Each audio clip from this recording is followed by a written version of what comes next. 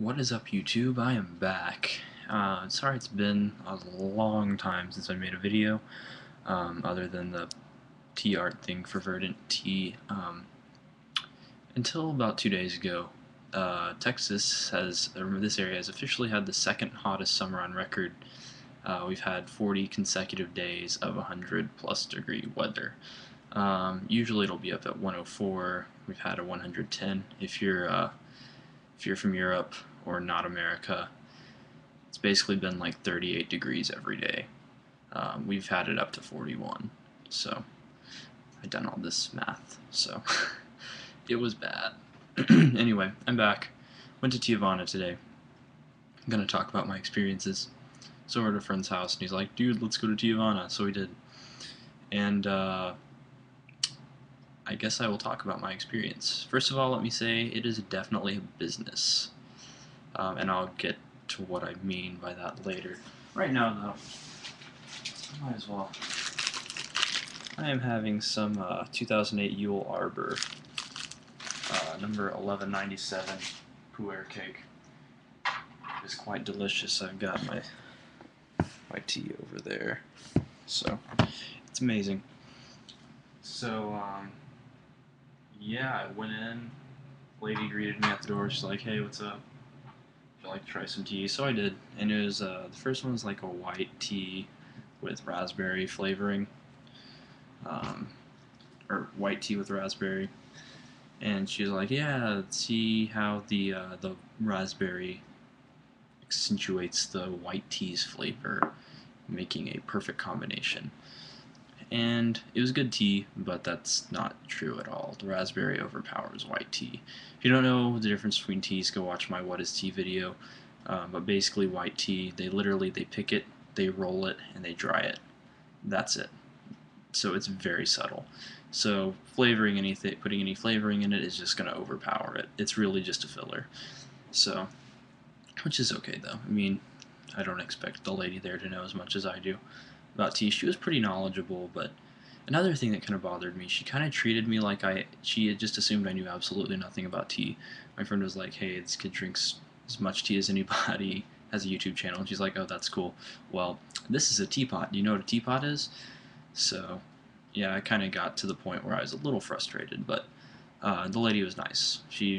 My friend doesn't know a whole lot about tea, so he was learning a lot, but it's whatever. Anyway, the next tea she showed me was like a chai with different herbs and spices in it, which is basically a chai, but it's like chai yerba mate, which is like a South American beverage. It's not tea.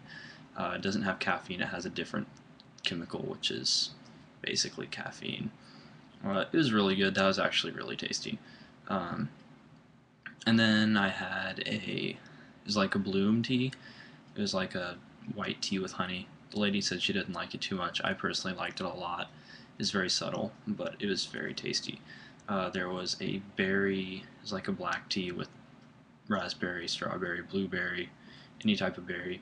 It tasted like Kool-Aid. She said that it's good iced. It tasted exactly like Kool-Aid.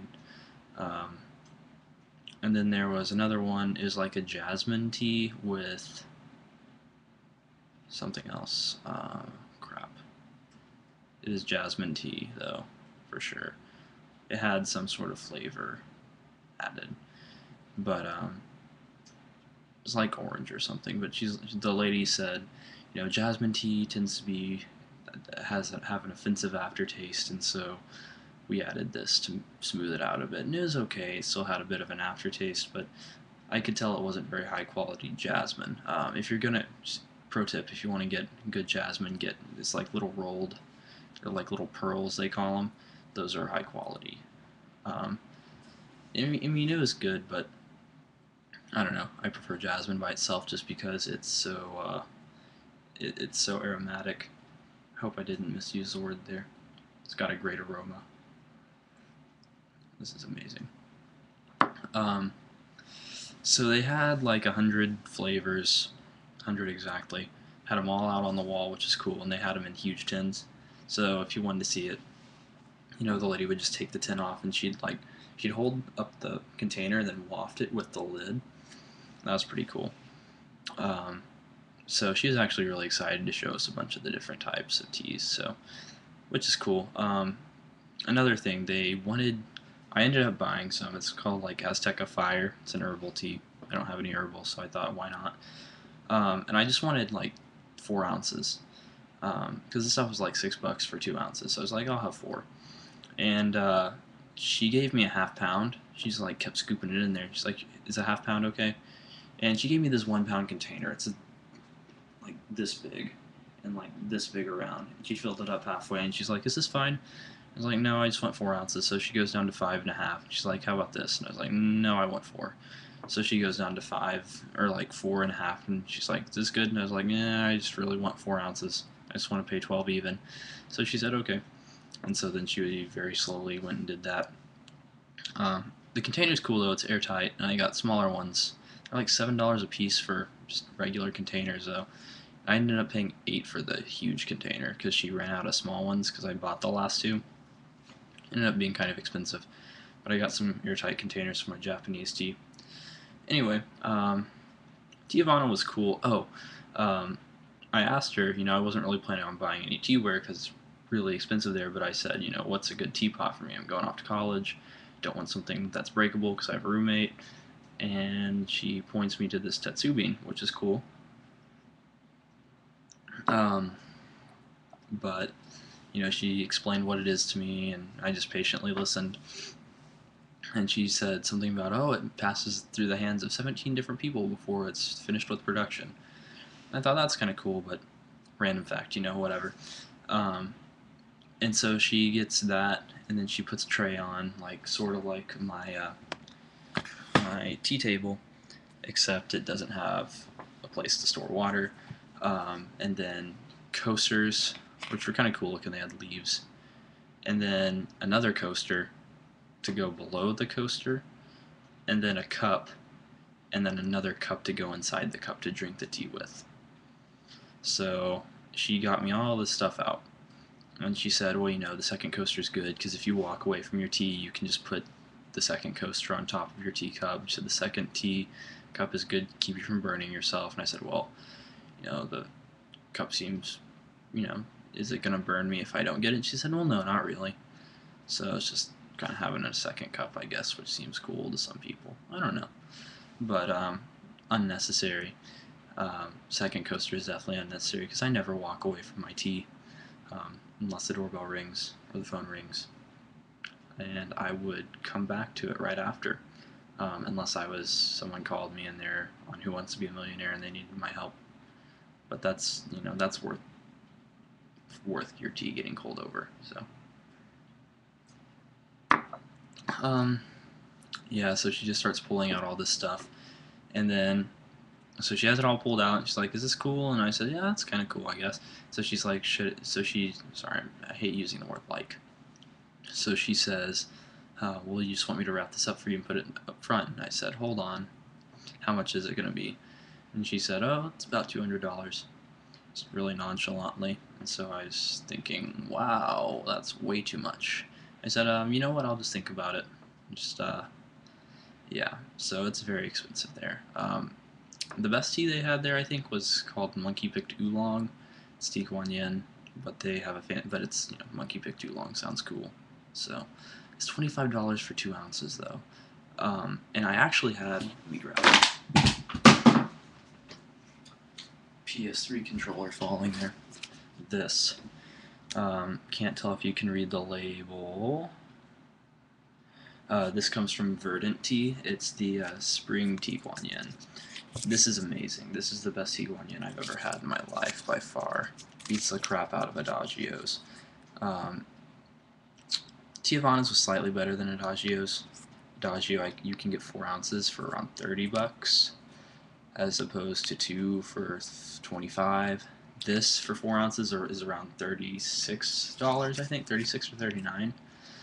So, and plus Verdant Tea, it's really good stuff, like directly from China. It's a little expensive, especially if you get the pu'er, but it's quality tea. Another thing, if you order anything over $10, it's free shipping. So basically, you order 2 ounces of tea and they ship it to you free.